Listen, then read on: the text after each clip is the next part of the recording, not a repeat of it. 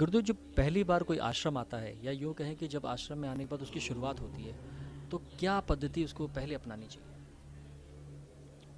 जब दरबार आदमी आता है तो उसकी कोशिश पहली ये होती कि यहाँ पे है क्या और क्या हम वाकई में ठीक हो पाएंगे, एक जानकारी के लिए उसको रहता है। लेकिन दरबार के जो नियम हैं, जो विधियाँ हैं, वो ये कि आप दरबार आए तो सर्वप्रथम जो अगर आपके अंदर श्रद्धा है दरबार के प्रति, तभी आप आए भी हैं, तो जो अर्जी बंधन होता है सुबह, वो सुबह 9 बजे से शुरू होकर और दोपहर को 2 बजे तक होता रहता है, तो वो करें। उसके बाद अंदर दरबार के अंदर तमाम भक्त रहते ही हैं, आते जाते रहते हैं, रुकते भी हैं यहाँ सब। तो 2 बजे से 3 बजे के बीच में संकल्प होता है। उसमें संकल्प जो पहली बार आए लोग होते हैं उनका भी होता है, जो अन्य हवन कर चुके हैं, 8 हवन तक कर चुके हैं, यंत्र स्थापना कर चुके हैं, उन सभी का होता है अलग अलग। तो उसमें उनको भाग लेना चाहिए सबसे पहले, और इसके बाद फिर वहाँ बैठना चाहिए थोड़ा सा और ये समझना चाहिए कि यहाँ हो क्या रहा है, चल क्या रहा है, और लोगों से मिलना चाहिए, बात करना चाहिए, भाई आप कब आए, कैसे आए, पहले आप कैसे थे, अब कैसे हैं, ये सब चर्चा उनको करनी चाहिए। उससे क्या होगा कि थोड़ा अंदर अपने एक मजबूती आती है कि हम कहाँ आए हैं। एक तो ये होगा। दूसरा ये होगा, वहाँ बैठ के जब वो ईश्वरीय चिकित्सा होती है दरबार में, शिव शक्ति दरबार में, तो ईश्वरीय चिकित्सा देख करके भी आपको समझ में आएगा कि एक्चुअल में यहाँ होता क्या है।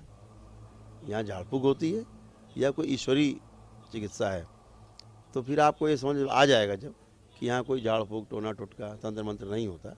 यहाँ हमारी स्वयं की जो प्रार्थना की शक्ति है और हमारी जो संकल्प की शक्ति है, हमारी आस्था, हमारी श्रद्धा, हमारे अंदर जो विश्वास, वही हमारी चिकित्सा का टूल है। उसी से हमारी चिकित्सा होगी।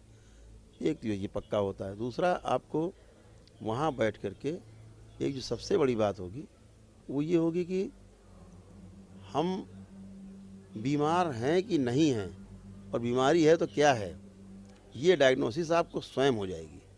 ये निदान हो जाएगा आपके अंदर स्वयं। जैसे ही निदान होगा कि मुझे ये बीमारी है, तो निवारण भी आपको दिखने लगेगा। तो डायग्नोसिस कैसे होगी? सेल्फ डायग्नोसिस है कि आप वहाँ बैठेंगे तो आपको ये समझने में मदद मिलेगी कि मेरी बीमारी है क्या, और जैसे ही आपको अपनी बीमारी समझ में आएगी, एकदम खुला रास्ता आपको दिखेगा कि अरे तो ठीक होना सरल, बहुत सरल है, यहाँ तो कुछ भी नहीं है। इतनी बात है। तो इतना कार्यक्रम आपको करना होगा ज़रूर।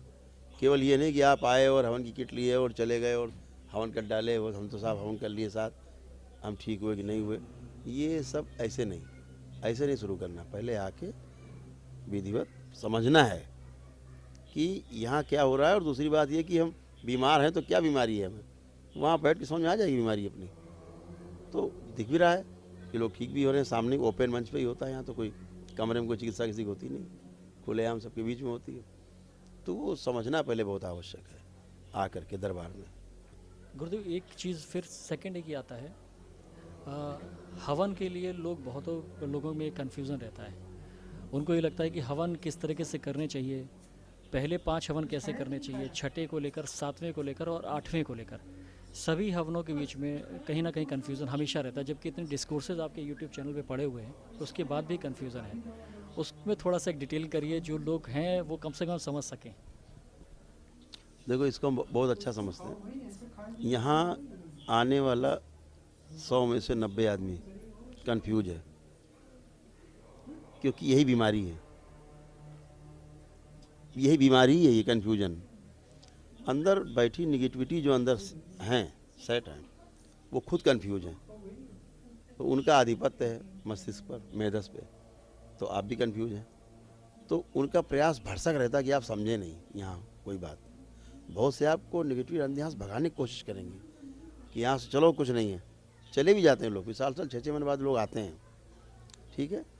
तो मुद्दा ये है कन्फ्यूजन का कि हम स्वयं कन्फ्यूज हैं। ठीक है। तो कन्फ्यूजन जो हमें एक बना रहता है, वो इसी की वजह से, पहली बात तो ये है। दूसरा ये कि ये सिद्ध हवन है, ये साधारण हवन नहीं है। साधारण हवन आप जब भी करेंगे, निगेटिविटी आपके यहाँ है, पितृ आपके मुक्त नहीं हुए हैं, बैठे हैं किसी तंत्र बाधा में, उनकी मृत्यु हुई है, उसके कारण बंधे हुए हैं, तो आप ये समझ लीजिए कि किसी भी सूरत में, कैसे भी ये जो हवन करेंगे आप, कोई जप तप अनुष्ठान करेंगे, ये सब उन्हीं के खाते में जाएगा जिनके कब्जे में आप हैं, आपका परिवार है, पीड़ित हैं, इसीलिए पीड़ित हैं। जो भी जप तप अनुष्ठान करेंगे, इसीलिए हमेशा देखने में आया होगा, आप हमेशा सुनते होंगे, हमने इतने जप किए, इतना तप किया, इतना अनुष्ठान किया, इतने हवन किए, और फिर भी हम और ज़्यादा बीमार होते गए। तो ईश्वर से विश्वास उठ जाता है। बहुत लोग तो यहाँ आते हैं कि हम धर्म बदल रहे हैं, बदल दिए हैं लोगों ने, बहुत लोगों ने बदल दिए। मेरे सामने आते हैं कि अरे कोई ताकत नहीं हिंदू धर्म में, सनातन धर्म में। तो कोई क्रिश्चियन हो जाता है, कोई मुस्लिम हो जाता है, वो पता नहीं क्या क्या हो जा रहा है। तो वो भावना इसलिए अंदर कंफ्यूज लोग हैं, कन्फ्यूजन है ही। तो साधारण हवन करेंगे तो आप परेशान रहेंगे, और शक्ति किसकी बढ़ रही है? जो अंदर बैठे लोग हैं। लेकिन जब सिद्ध हवन करते हैं, सिद्ध हवन है इसीलिए इसमें कोई विधि नहीं है खास कि कोई ब्राह्मण आए आपको कराए, है ना। दूसरी बात, इसलिए ब्राह्मण नहीं रखा गया इस विधि में कि एक ब्राह्मण आएगा, उसको लगेगा कि ये कैसा हवन है, कि आए और अग्नि प्रज्वलित की, उसमें सारी हवन सामग्री 3 बार ओम नमः शिवाय करके डाल दी, और मारपीट चालू हो गई, कुटाई हो रही है, पिटाई हो रही है। तो वो पंडित जी जाके पूरे मोहल्ले में बताएंगे बाद में, जहाँ जाते भैया उनके यहाँ भूत प्रेत है। तो उससे बचने के लिए प्रचार से घर में आदमी चुपचाप कर लेता है स्वयं, और कोई विधि नहीं कि आप तंत्र मंत्र करें, कि आप कोई मंत्र पढ़ रहे हैं बैठ के, बार बार आहुति डाल रहे हैं आप, ये कुछ भी नहीं है। बहुत सिंपल है। 5 हवन आप लगातार कर सकते हैं।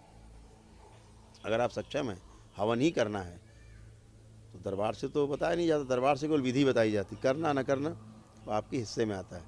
हवन करने का निर्णय आपका, ना करने का निर्णय भी आपका, आपकी इच्छा बुद्धि विवेक जैसा का वैसा करना है आपको। तो हवन यदि कर रहे हैं तो उसका सिंपल प्रोसेस यही है कि सिद्ध हवन है, बाबा और माँ के द्वारा एकदम सिद्ध है। उसके करते ही घर में पूरा जितनी देव शक्तियाँ हैं, दिव्य शक्तियाँ हैं, वो तुरंत प्रकट होती हैं, और जो भी करना आपको कल्याण करके उसके पश्चात चली जाती हैं।